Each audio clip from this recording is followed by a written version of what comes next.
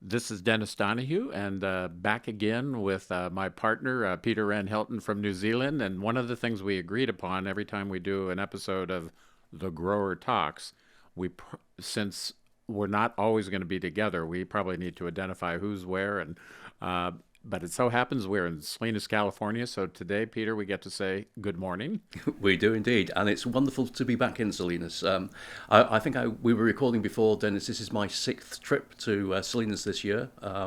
Always love to come back. It feels in some ways now like becoming my second home. Well, I happen to know the mayor. We don't do keys of the city here. We do salad bowls, but we'll see if we can get you a salad bowl. You're starting to be a regular. That sounds great, so That long as does it sound comes. great. And speaking of regulars, somebody who we've gotten to know through our Platform 10 project and the exploration of the biological space is a good good friend, Carl Casale, who's going to join us as today's guest. Carl, welcome. Uh, Good morning, Peter, and good morning, Dennis.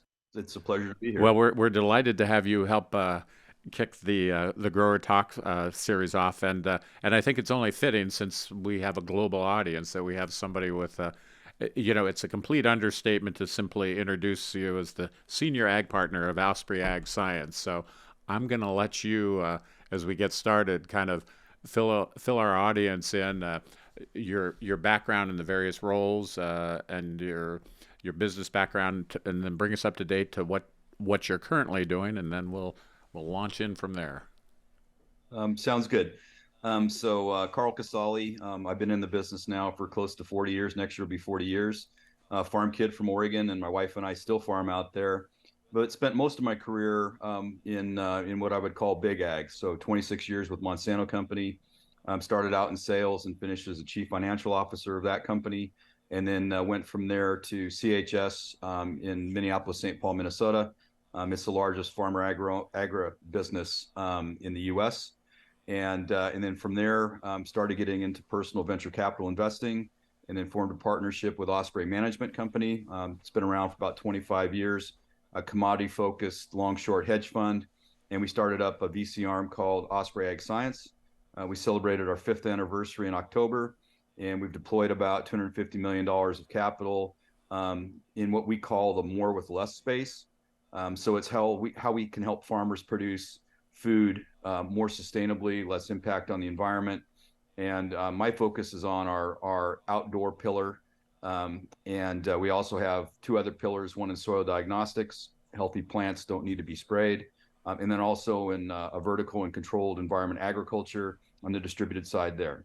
We're not in production agriculture at all. And if the farmer is not the customer, it might be a really cool idea. We're just not going to do it. And so that really focuses our portfolio. Peter, I can't think of a better guest to help us kick the series off, and I know you have a question for Carl right from the get go. So. Well, no, absolutely, Carl. So, thanks very much, first of all, for that brief background. I've got really a couple of questions.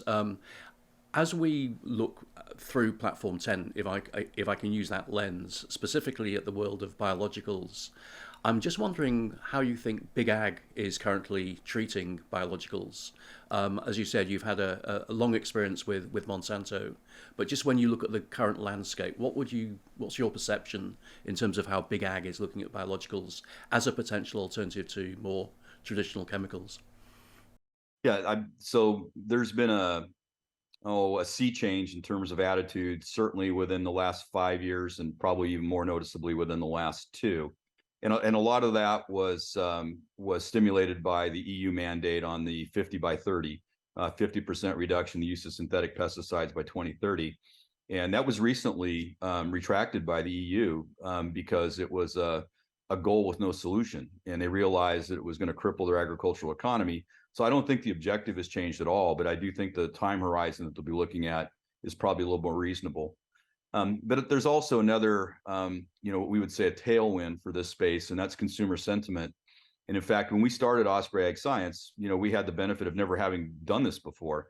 And so we challenged some of the paradigms that certainly I grew up with. And, when I got into agriculture in the post-World War II narrative was still front and center, which was, the world's starving.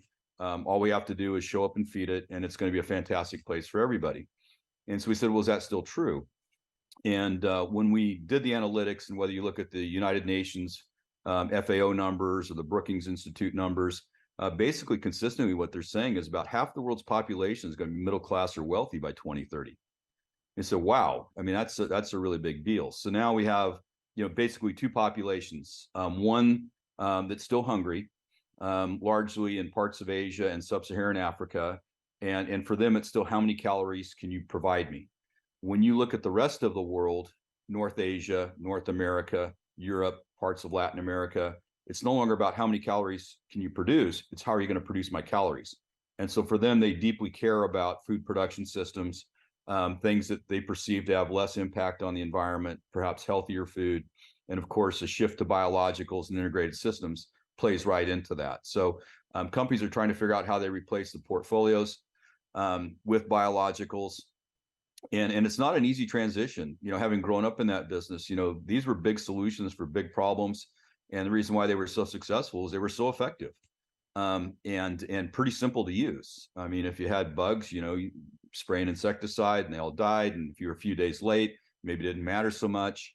The integration that's required within biological systems, we're going to have to kind of retrain ourselves or rethink how we go about this. But they are definitely embracing it. No, that's a great answer. Just one follow up.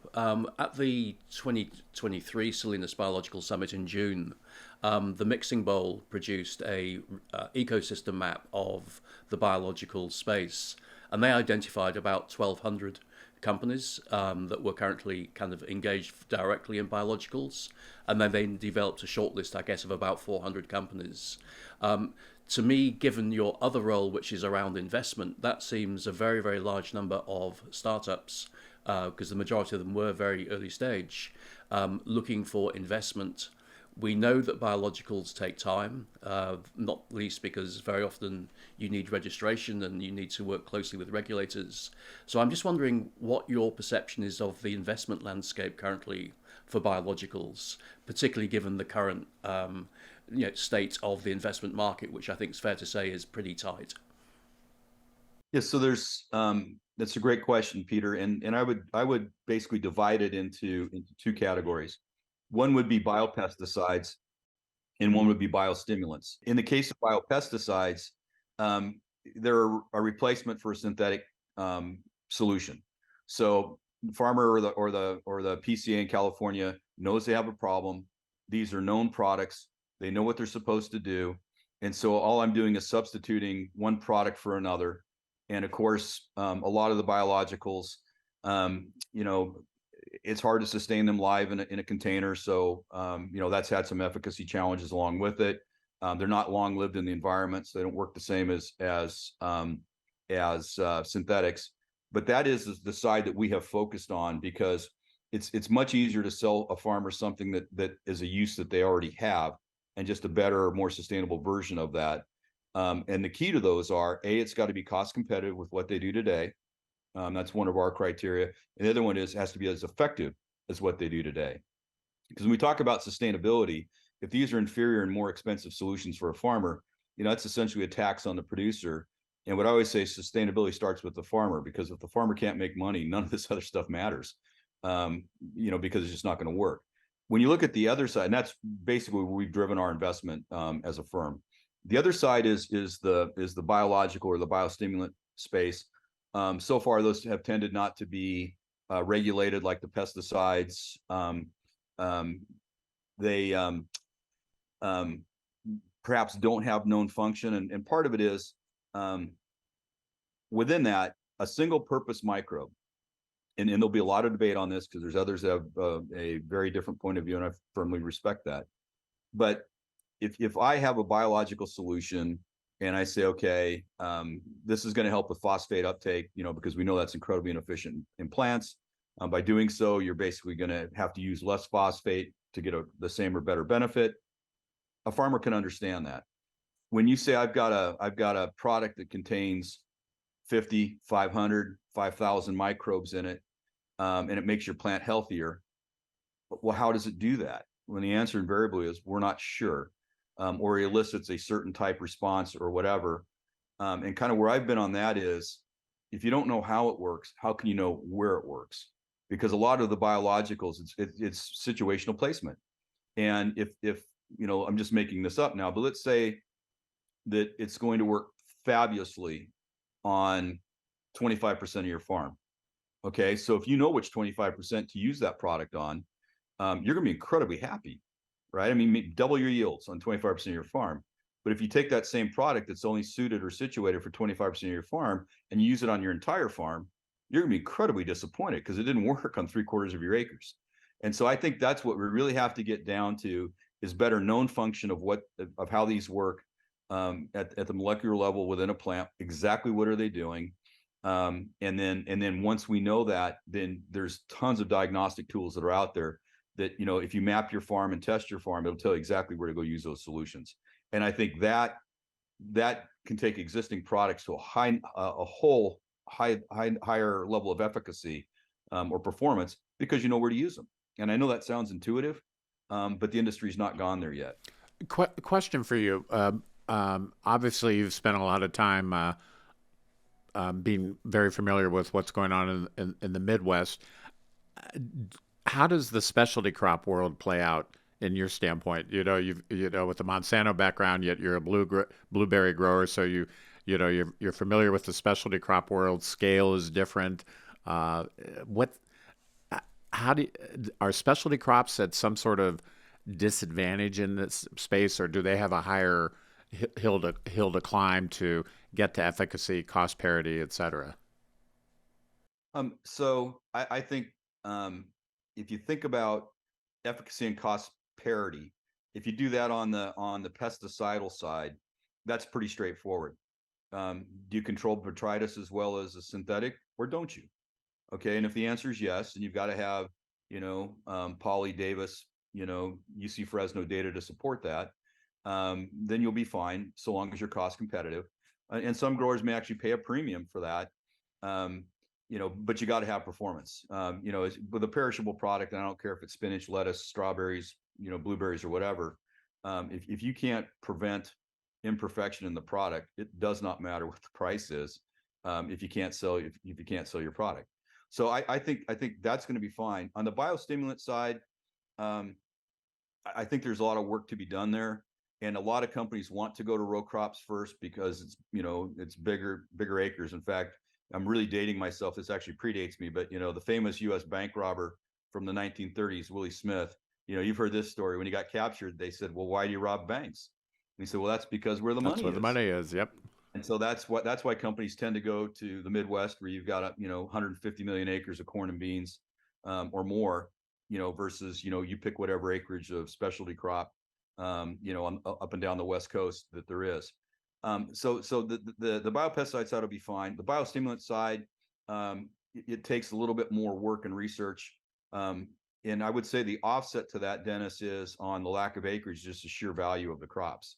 You can take about any West Coast specialty operation, and the value of that crop that's coming off their rough numbers. In the Midwest, you'd have to farm 10 times as many acres to generate the same revenue. So I think it's there. I just think we need to get to better understanding. And then I would say, from a farmer adoption standpoint, I actually had this conversation yesterday with somebody, and why are farmers so risk averse? Well, so first of all, in a good career, a farmer gets 50 tries, right? So that's not a lot.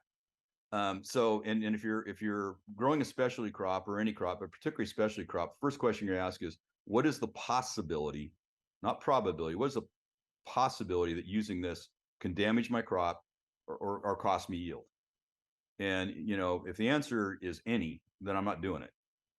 Conversely, if there's a potential for relatively significant upside, I'll probably try it on 1/4 of my acres the first year, and I'll use it on all my acres the next year, because I don't have time to run a 5-year experiment on my farm. And if it works, great, we'll embrace it.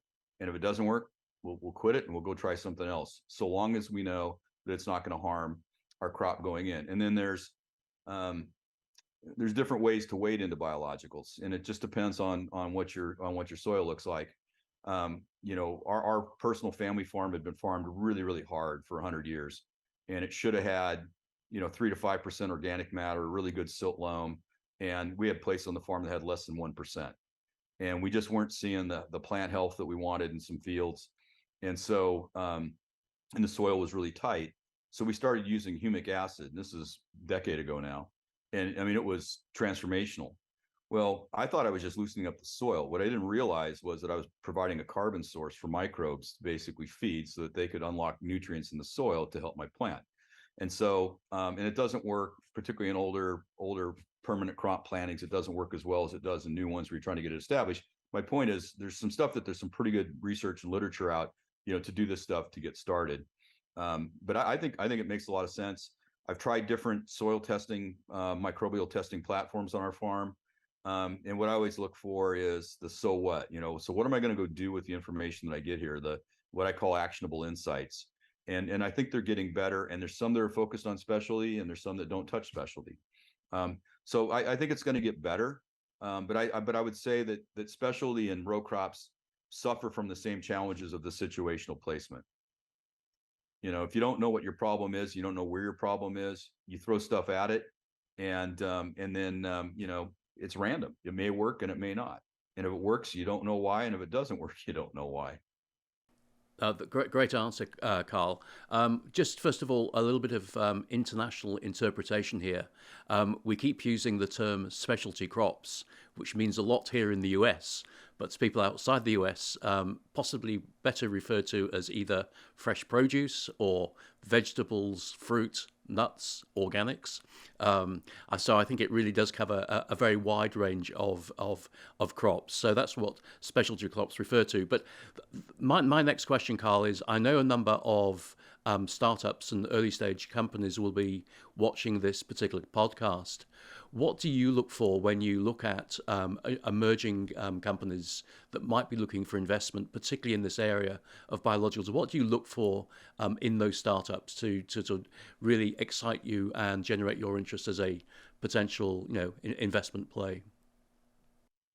Yeah, so I would say the very first two are, and if they don't pass this test, well, I actually say three. And if they don't pass these tests, then I don't care about the technology. The first one is, how long does it take me to understand the problem they're trying to solve? And if it's not very intuitive to me, I don't want to go do that, because it seems to me that's a solution in search of a problem. The second one is, what's my sense for the co-founders or the founder or the CEO? How are they going to be to work with? Because when you get in early and make an investment, this is a partnership for a long period of time, and if you get that wrong, that's where severe headaches can come into play. And my test for that, which is my third one, is I call it the non-disclosure agreement test. And we have a 2-page non-disclosure agreement that we're willing to sign with anybody who wants to talk to us. And it's very simple and very straightforward. And so I had this conversation with a company startup. They wanted us to be their partner, and I sent them the 2-page NDA, and it came back with 56 markups on 2 pages. And I said, wow, I said, just reacting here, this is as easy as it's ever going to get. And if we can't get through a 2-page NDA, how are we going to work together? And then the individual came back and said, well, my lawyers did it. And I said, okay. And I said, and I have nothing against attorneys. My oldest daughter is one. And I said, so, but who pays your lawyers? Well, I do. Well, then no. And I ended up not doing, I like the technology, but that told me what it was going to be like to work with the company. And life's too short to invest in headaches.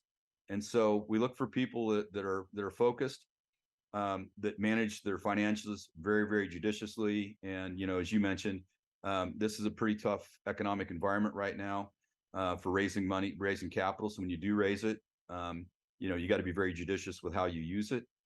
So we look for those. So I would tell them, be very clear about your value proposition. And I know a lot of people are jaded about venture capital. And at some point you're gonna have to trust somebody. So choose your partner wisely. But then it is a partnership, and we've been very lucky that we have forged those relationships. And one of the things that we do when we invest very early, anywhere from seed to A, and we've led quite a few A rounds, is we're not just an investor or a board member, we're an advisor, and we'll help them on product market fit. In many cases, I'm testing their products on my farm, and to show them how they work or see how they work or don't work. And so, that's something else that we do. So in this environment, money's good, but money's also a commodity. You want to look for people that can help you as you're working through partnerships or agreements with potential customers or partners, people that can add value in that respect as well. Is the um, product development cycle shorter, longer, same time as synthetics? And is the cost load roughly the same, or is this something as we make this shift? You mentioned you started out with the EU and 50% by 2030, which obviously was tight, but even still, biologicals still have a certain gestation period, so to speak. Yes. So I would say, if done properly, asterisks, and I'll come back to that, it's probably a third to half the time and a fraction of the cost of synthetics. And the synthetics aren't going to get any easier to get registered in a timely manner, and it's becoming increasingly longer on a relative basis for biologics as well, just because the agents EPA, for example, in the U.S. is overwhelmed, with stuff coming in. The caveat or the asterisk that I said is what I see a lot, and this is the paradox or the dilemma, is a lot of these startups want to get to market very, very quickly. So they go commercial with very thin data, and they think, well, I'm just going to iterate, and then we'll get stronger, better over time. As a potential customer of those products, I don't want my supplier experimenting on me. And so, they need to budget the money that it takes to do adequate product development. And again, understand what your product is, understand what it does, understand where it will do it, and get a value proposition that's going to make sense to a farmer, and articulate all of those things in a way that me as a grower says, yeah, that makes sense. Sure, I'll give that a try. But if you can't answer those questions, you don't have data to support it, or maybe, I've seen a lot of products being sold with 3 trials. It's probably not going to do it for me, unless I just want to try it, but certainly not on scale. So I think that's what's absolutely critical, is budgeting the money. And again, this is where I really see the whole of developing that. And we've had the opportunity to invest or acquire a lot of these companies that go to market too soon, and say, okay, well, I'm going to buy it now, but to do this thing right, I've got to generate data for 3 to 5 years, 3 years realistically before I can go to market, and probably another 2 years on top of that to fine tune my market approach. So the dilemma there is now, okay, I'm going to buy it today, and I got to invest in it for the next 3 years to get it to where it should have been already, and that's going to be the problem. The other challenge that I think a lot of these startups share is their go-to-market strategies. And again, direct to farmer works very well in certain markets, particularly in Latin America, particularly with large producers, particularly with row crops. In the specialty market, that's a lot harder. So whoever are farmers, and again, specially defined as fruits, specialty vegetables, permanent crops, nuts, vines, berries, whoever your trusted advisor is, at least in my case, that's my knowledge aggregator. And I, what I joke is, I don't get up every morning, get ready to go to work on the farm, walk down to the end of my gravel road with a cup of coffee, and wait for people to show up to sell me stuff so I can talk to 50 people that day. The analogy that I would use is I'm going to make a hamburger. And so what I have to do is wait for the bun salesman to show up and sell me the buns, the hamburger salesman to sell me the hamburgers, mustard, mayonnaise, or whatever else you choose to put on your hamburger. It just doesn't work for me. And farmers don't have that kind of time. But so you say, okay, well, that's pretty intuitive. Well, then why do they do it? Excuse me. I think there's 2 reasons. Number one, and justifiably so, anybody who's ever invented anything thinks that's the greatest invention that ever happened on the planet. The problem is as you mentioned, there's over 1,000 other people that had the same idea that invented stuff that they want to go sell. And so that's what you're competing against. The second one is margin, right? Because if you're selling through a distribution channel, they don't do it for free, and they expect to be compensated. And so the thought is, well, why would I pay them to do it when I can just go do it myself? Which C answer number 1 says, because farmers don't want that generally. and they want a trusted advisor who can figure out how this works into an integrated system. And that's the other thing I would say about biologicals. It's not like somebody's going to flip a switch and synthetics are going to go away and biologicals are going to rise with the dawn that day. And okay, here we go. This will be an integrated approach, as it probably should be, whether you're organic or not. Embracing those organic solutions to biologicals are going to make a lot of sense. But finding good partners. There's so many go-to-market channels out there. I wouldn't waste any energy trying to go to market directly in that space. I would just figure out who the right partner or partners are. How do I properly incent them, and not just be something that's on the grocery store shelf, something that they actually have the time and energy to go educate farmers on the proper usage of, so that the farmer gets the right experience from the product as well. I think you've made some very, very valid points there, Carl. Very interesting.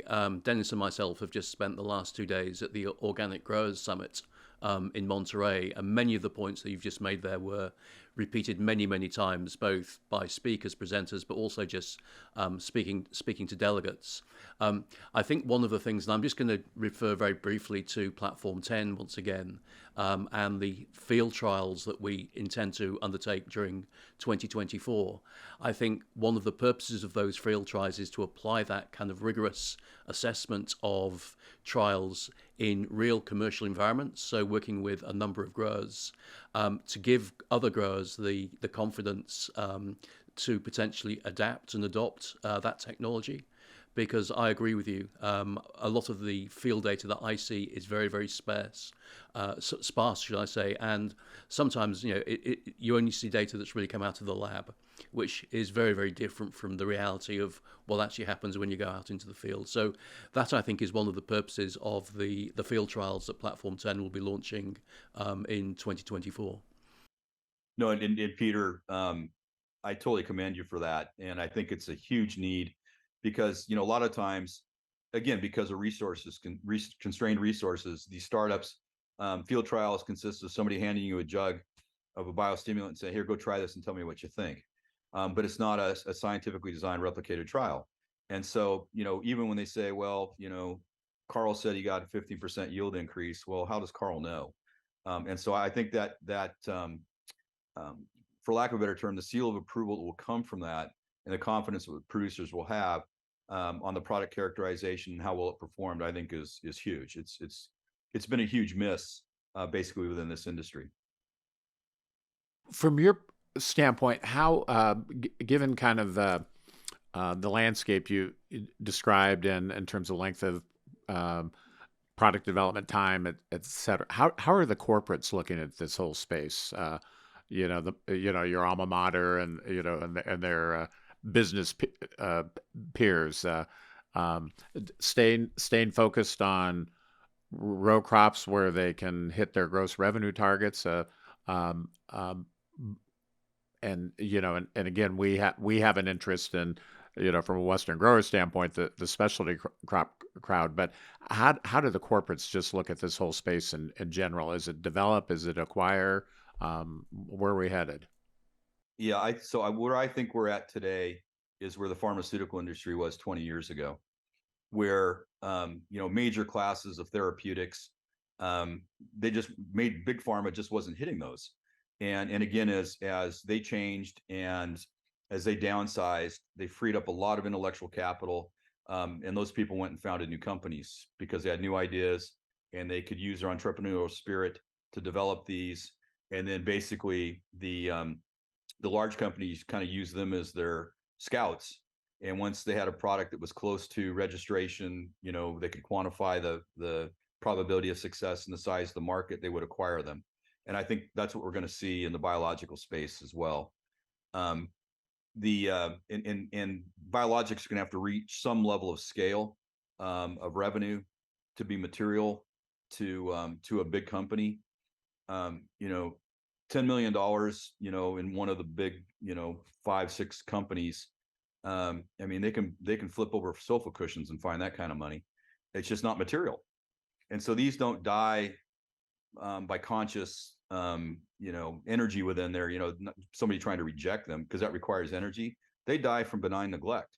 there's just too many other things that are more important and more valuable to go do. So unless this is somebody's job, and they're incented, rewarded, to go make these things successful, they're not.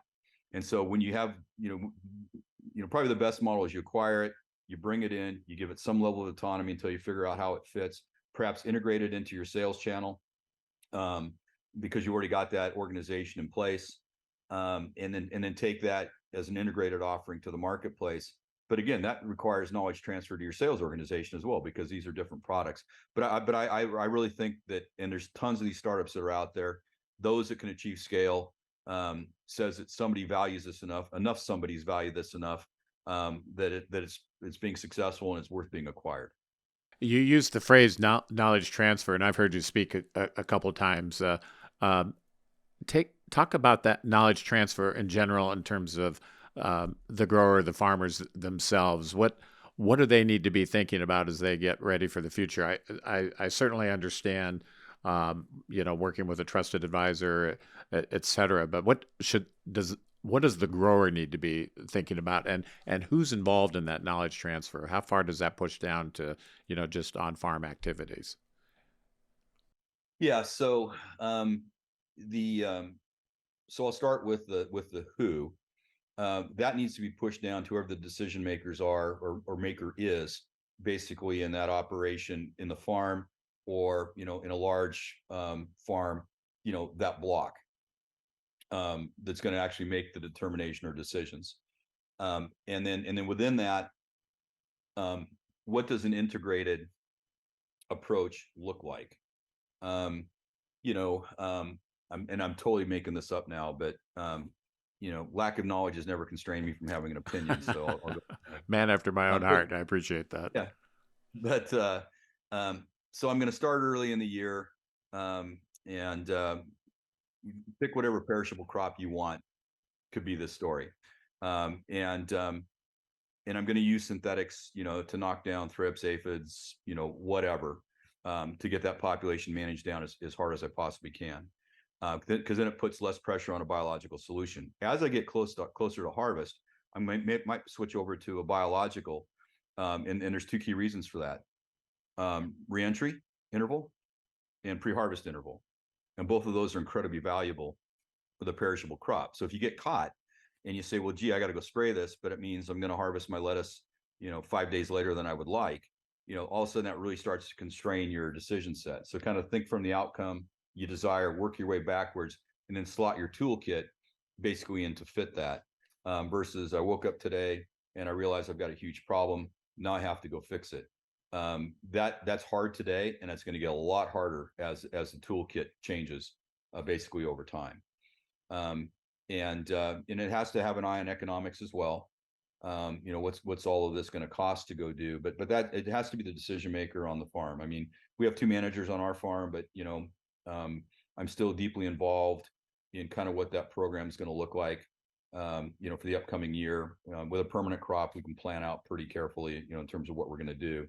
We're not organic at all, and not because I have any philosophical issue with it, just economically. We haven't seen, in our market slot, for blueberries, where it rewards us to do so. I mean, USDA numbers said that 50% of all the organically produced blueberries last year were sold as conventional. That pretty much tells me what I need to know. So we use a lot of organic products in our conventional operation, and for the reasons I mentioned, as we get closer to harvest, we want to go with softer stuff so we can get right back in, and be able to harvest without any consideration or concern. And we map out our insecticide use very carefully, and also rotation for resistance prevention. But we'll do that probably next month for something we're going to be spraying in July. Okay. Peter, I've got one last question, but before I do that, let me kick it over to you. Well, I've also got one last question, Dennis, and I hope it's not the same one. When you talk about knowledge transfer, I think that's a really nice segue, Carl, into a recent article you published around the role of women in agriculture. Certainly from where I come from in New Zealand, it's becoming increasingly obvious that women on the farm have I wouldn't necessarily say the majority impact in terms of what's purchased, but they understand the costs of running the farm and the inputs, and have a very, very strong influence on farm management. And I'm just wondering how that plays into the article that you wrote recently, and how we can encourage more women to be actively engaged in farming. No, that's a great question, Peter, and it does directly get into the knowledge transfer question. And there's kind of, again, two different things that are occurring here. There is a general shift in agriculture globally. You know, the average age of the U.S. farmer now is approximately 58 years old, and by some global standards, if you look to Japan or EU, that's actually younger than either of those two places. So we know the next generation is going to consume information very, very differently than I do. And so that sea change is coming. It'll get that drumbeat will be louder in 5 years. It'll be huge over the next decade. But then against that backdrop, what I began to take a look at that was really interesting is, you know, in a world in which the population is approximately 50% male and 50% female, and I haven't done the analytics outside the US, but in the US today, new university entrants are about 60% female and about 40% male. Okay, so that's statistically significant. Well, I think a lot of that is, you know, men have the opportunity for more physical demanding jobs, and so that they go do that instead of going to university. But what was really interesting was that when you get to the university level in colleges of agriculture around the U.S., and I'll use my alma mater, Oregon State, the women in agriculture pursuing degrees is 65%, and in the College of Veterinary Medicine, it's 90%. And so you say, well, something's going on here, and there's not enough young women coming from farms to support those kind of numbers. And so I actually did a focus group about a month and a half ago with a group of young women that had non-ag backgrounds and were pursuing a career in agriculture and farming. They wanted to become farmers. And it was really interesting in that they all got there through different routes, but they were very passionate about it. They were purpose-driven, which is a terribly overused term, but they wanted to make a difference. And they saw farming as a way to help feed people in a nourishing and sustainable manner as doing that. But also they were very clear, I have to be able to make a decent living doing it. So this wasn't a philanthropic or charitable. They wanted to do well by doing good. And then also there were some nuances about how they consume information and who they rely upon for that. And one of my favorite quotes that I heard from them was, when people are going to try and educate me on farming, just because I didn't come from a farm, don't assume I'm stupid. I want patience. I want somebody to teach me what I need to know in a very, you know, partnering manner. Don't talk down to me because I didn't grow up on a farm. And all this is going to weigh in terms of knowledge transfer. And this is an area that I want to probe more, not just from a women in agriculture standpoint, but just from a knowledge transfer for the next generation. Women in ag, we got to get more in. And so one of the best comments that I heard was, you know, basically in the U.S. we call it STEM, you know, science, technology, engineering, math, and we need to start teaching that in the 4th grade, because the notion of what farming is today and going to be tomorrow is very different than what still the historic notion of it is. And it's no longer about, you know, what you can do from a manual labor standpoint. You know, it's so technified now. You know, it's using your head. And that's doesn't matter whether you're a man or a woman, anybody can embrace technology, and that's also going to be an equalizer basically on the farm. Well, and that was my last question. And I've heard you speak to this in the past. What's the role of you know, we've been talking about biologicals, plant sciences, et cetera, and you just mentioned STEM. What's the role of technology in this space, you know, in terms of whether it's data collection, AI, switching from diagnostic to prescriptive? How's technology going to play in this area? Yeah, so I like the transition from diagnostic to prescriptive, and obviously they go together. But you know, I like prescriptive versus reactive is another take on that. So, you know, you don't, if you can't see a problem coming, you can't stop it, right? So that's where the detection comes in, and the soil microbial testing at the DNA level is getting quite good. You know, you have a small Phytophthora problem or Pythium problem. You know, can you inoculate the plant, stimulate it so that it basically has its own natural defenses to prevent it at a low level to avoid having to use something at a high level? And the challenge with when you have to treat at a high level, just doesn't kill the Pythium, kills everything in your soil microbiome, right? So I think that's going to be really, really important. So the toolkit's coming pretty quickly, and in some respects, it's already here. It's basically understanding that and utilizing it, and then figure out what the right solution integrated set is. You know, it's the right solution for the right problem. You know, just because you have a hammer doesn't mean everything's a nail. So basically, the judicious prescriptive use of prevention versus the curative, and that's why synthetics are so popular. They're incredible at curative solutions, right? You know, unfortunately, by the time you realize you got a problem, you've incurred yield loss, and so there's another economic reason to get on the front side of this. The other piece is how is information going to be transmitted? That will change dramatically. The tools are out there today.